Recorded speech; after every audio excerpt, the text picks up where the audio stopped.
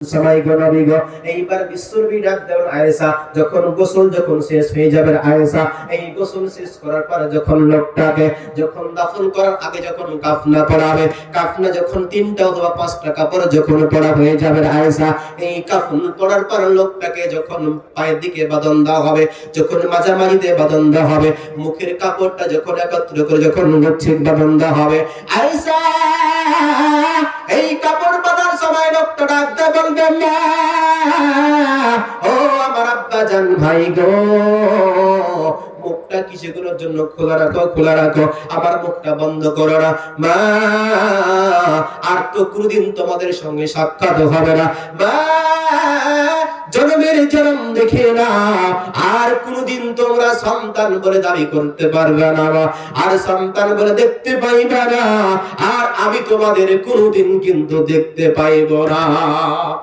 বলেন কি কেউ পাবো?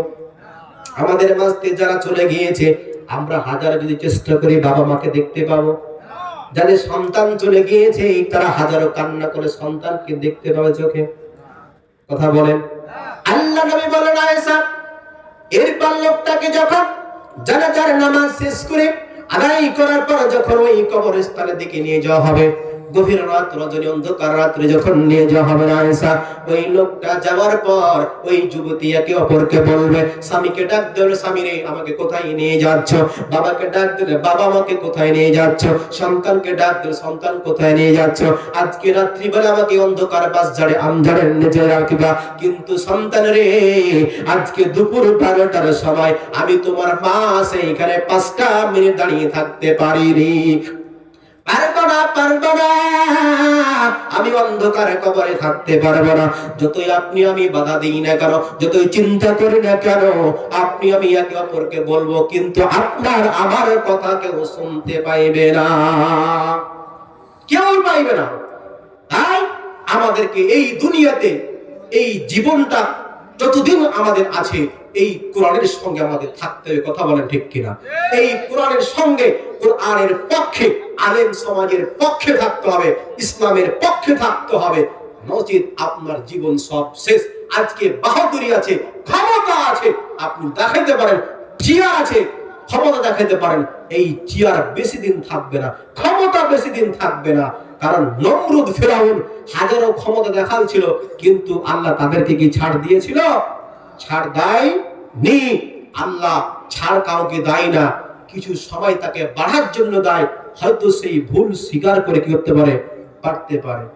আমি কেমনে দিব ওই দুঃখিনী মায়ের দাফন, আমি কেমনে দিব ওই দুঃখিনী মায়ের দাফন, যে দুঃখিনী মা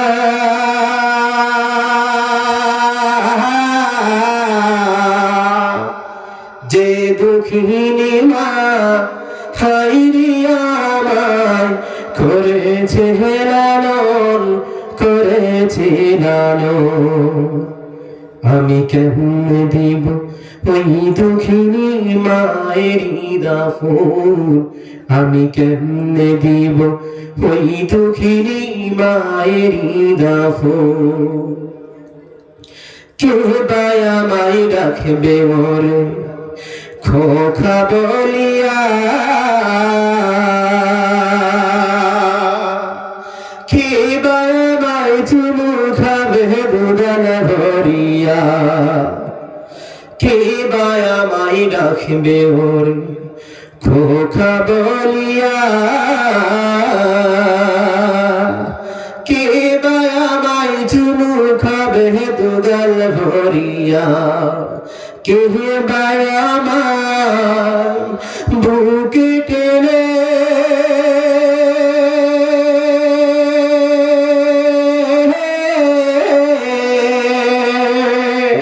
কে বায়া মাই বুকে টেনে করবে রে আপন, করবে রে আপন, আমি কেমনে দিব ওই দুঃখিনী মায়ের দাফন, আমি কেমনে দিব ওই দুঃখিনী মায়ের দাফন, যে দুঃখিনী মা,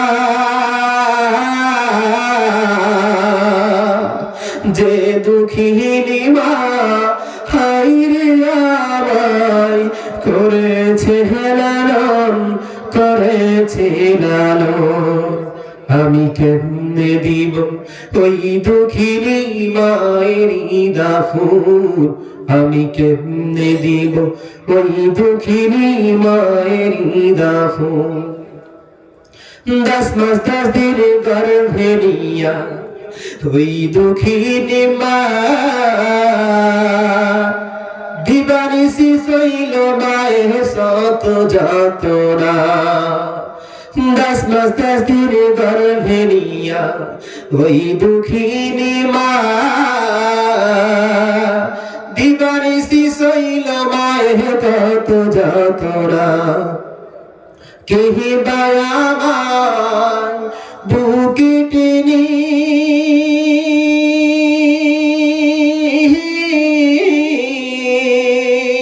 কেহিবা আমায় বুকে টেনে করবে রে আপন, করবে রে আপন, আমি কেমনে দিব ওই দুঃখিনী মায়ের দাফন, আমি কেমনে দিব ওই দুঃখিনী মায়ের দাফন।